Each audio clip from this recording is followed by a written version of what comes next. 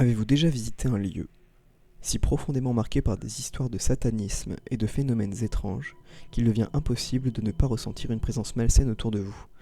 Avez-vous déjà eu l'impression d'entrer en contact avec un proche après sa mort? Aujourd'hui, les deux histoires que nous allons découvrir interrogent une idée troublante, celle d'une frontière parfois extrêmement fine entre notre réalité et le paranormal. Bienvenue dans les Chroniques de l'étrange et bienvenue dans le premier épisode des Frontières du réel, une série dans laquelle nous explorerons les témoignages et les récits remettant en question nos croyances les plus rationnelles. Notre première histoire a été publiée par l'utilisateur Slimeballs sur le subreddit Paranormal et nous emmène cette nuit au cœur des forêts en Géorgie, aux États-Unis. Installez-vous confortablement, prenez-vous une tasse de café, on est parti. Cette histoire est un véritable avertissement. Je la partage ici pour qu'elle reste quelque part, avec l'espoir que plus personne n'aille jamais au manoir de Corpsewood après avoir lu ça. Le manoir de Corpsewood se trouve près de Ringgold, en Géorgie, sur une route isolée, bordée de forêts. En 2016, mes amis et moi étions à une fête quand la police a débarqué et a tout arrêté.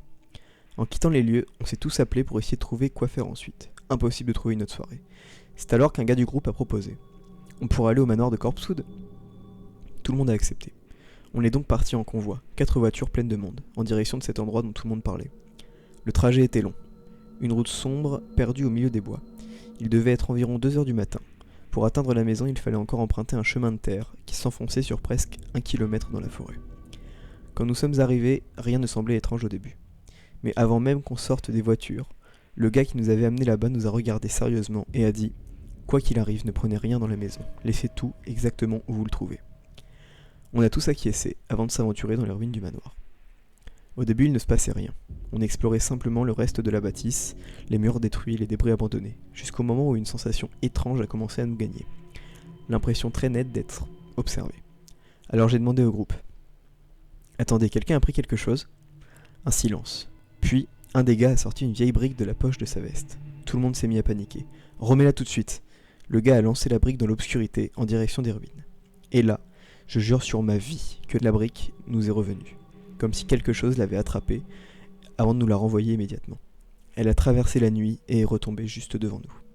À cet instant, tout le monde s'est mis à hurler avant de courir vers les voitures. Pendant qu'on fuyait, j'ai tourné la tête vers la droite et j'ai vu un immense feu au milieu des bois. Un brasier gigantesque, au moins 12 mètres de haut. Quand nous avons enfin atteint les voitures, quelque chose encore plus étrange nous attendait.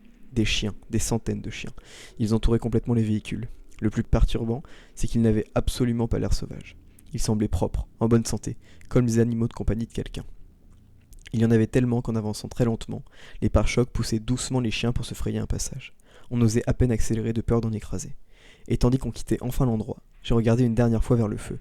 Les chiens tournaient autour des flammes en cercle, toujours dans le même sens, comme s'ils étaient contrôlés, comme s'ils suivaient quelque chose sans réfléchir.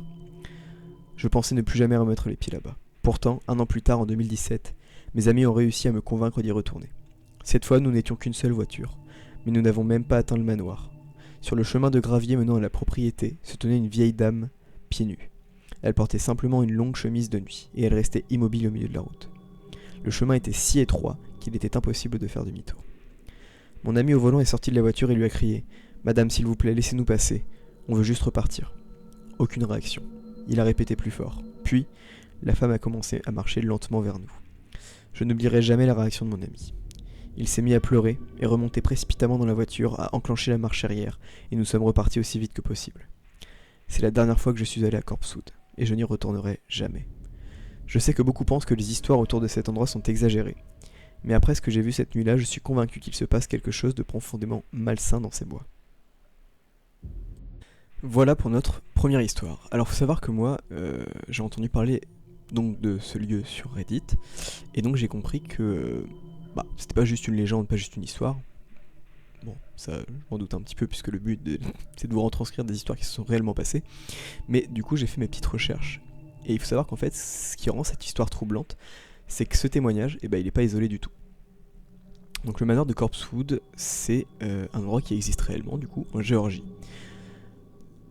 Quelle est son histoire ? Dans les années 70, 2 hommes, Charles Schroeder et Joseph Odom, ont quitté leur ville pour adopter leur propre mode de vie dans les montagnes.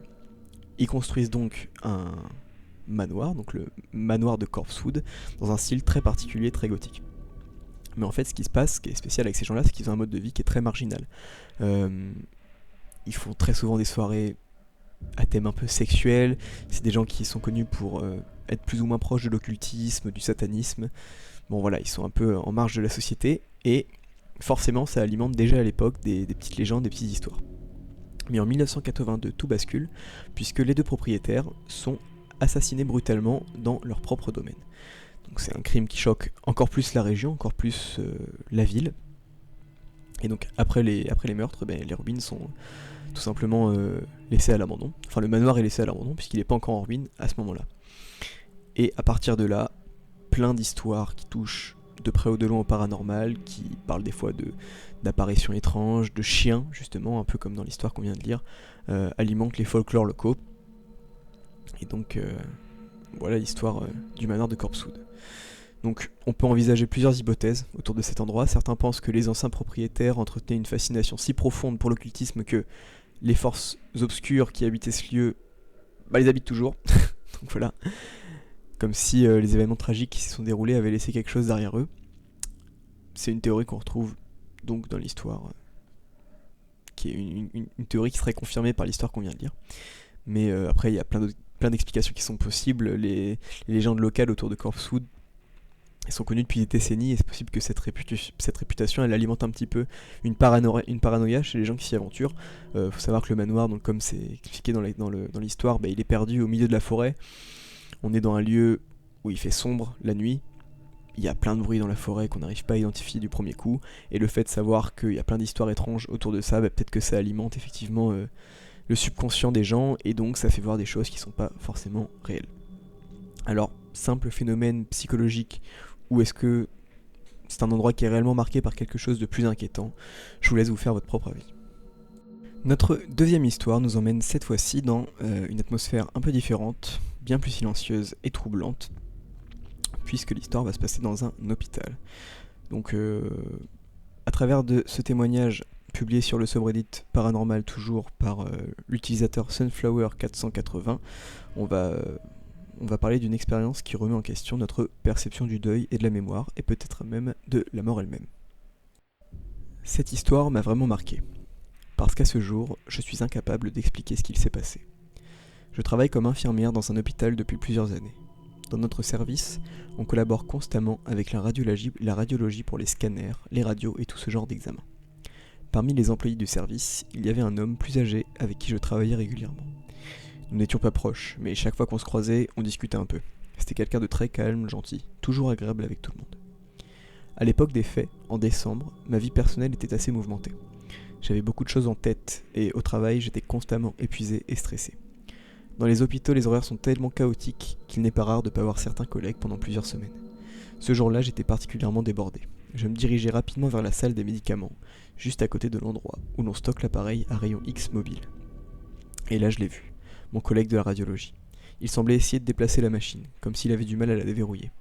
Honnêtement, j'étais tellement occupé que je n'avais aucune envie de m'arrêter pour discuter. J'allais simplement entrer dans la salle quand j'ai eu une pensée étrange, comme une petite voix dans ma tête qui me disait « Dis-lui bonjour ». Alors je me suis arrêté. « Salut, ça fait longtemps qu'on s'est vu, comment tu vas ?» Il a levé les yeux vers moi et m'a répondu avec son sourire habituel. « Bonjour, je vais très bien et toi ?» Je lui ai répondu que j'étais épuisée mais heureuse parce que j'allais bientôt partir en vacances pour quelques semaines. On a échangé quelques banalités, quelque chose de totalement normal. Puis je suis entré dans la salle des médicaments. J'y suis resté peut-être 10 minutes. Quand je suis ressorti, il n'était plus là. Mais la machine à rayon X, elle, était toujours exactement au même endroit. À ce moment-là, je n'ai pas trouvé ça particulièrement étrange. Les couloirs d'hôpitaux sont toujours agités, les gens vont et viennent constamment. Puis le temps a passé. Environ un mois plus tard, je discutais avec une autre infirmière de mon unité à propos d'un médecin récemment décédé. Et pendant la conversation, elle m'a dit « C'est vraiment triste, cette année on a perdu plusieurs collègues. » Je lui ai demandé de qui elle parlait, et elle a mentionné un employé de la radiologie. Puis, elle a commencé à le décrire. Un homme plus âgé, gentil, calme, c'était lui. J'ai immédiatement pensé qu'il était probablement décédé pendant mes vacances, mais là, elle m'a montré sa nécrologie. Il était mort 4 mois plus tôt, en août. Je me souviens encore du froid qui m'a traversé le corps à cet instant, parce que je savais exactement quand cette rencontre avait eu lieu. En décembre, juste avant mes vacances.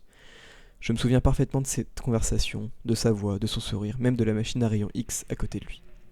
Et pourtant, selon tout le monde, il était déjà mort depuis des mois. Avec le recul, certains détails me perturbent encore plus. Je ne l'avais pas vu depuis très longtemps avant cette rencontre. Quelque chose m'avait poussé à lui parler alors que j'étais pressé, et surtout, pourquoi essayait-il de déplacer cette machine sans jamais réussir à la bouger? Pourquoi était-elle encore exactement au même endroit quand je suis ressorti? Je ne sais toujours pas ce que j'ai vu ce jour-là, mais une chose est certaine, je lui ai parlé. Et ça, je ne pourrai jamais l'oublier.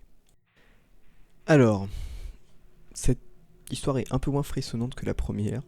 Elle est presque bienveillante. Donc ce genre d'histoire, c'est loin d'être un cas isolé. Depuis des années, plein de personnes affirment avoir vu, entendu ou même parlé à des proches décédés sans savoir qu'ils étaient déjà morts au moment des faits.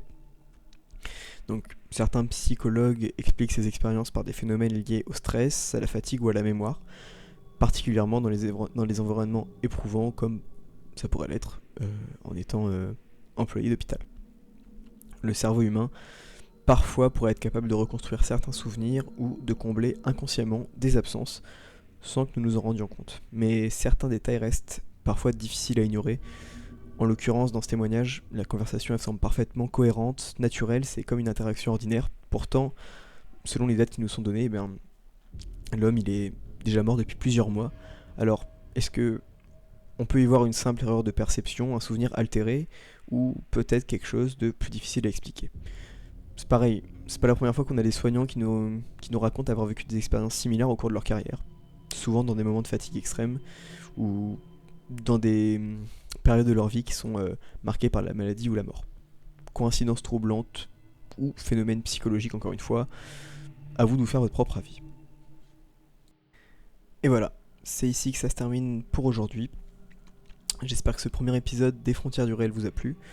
J'espère que les histoires de ce soir ont été captivantes, qu'elles vous ont laissé quelques questions en tête. Et puis surtout n'hésitez pas en commentaire à me dire ce que vous avez pensé des témoignages, si vous avez des hypothèses qui diffèrent un peu de ce que j'ai pu vous proposer. Et surtout, n'hésitez pas à me parler d'histoires que vous aimeriez que je raconte en vidéo plus tard. Merci d'avoir pris le temps de m'écouter, prenez soin de vous et on se retrouve très bientôt dans les Chroniques de l'étrange.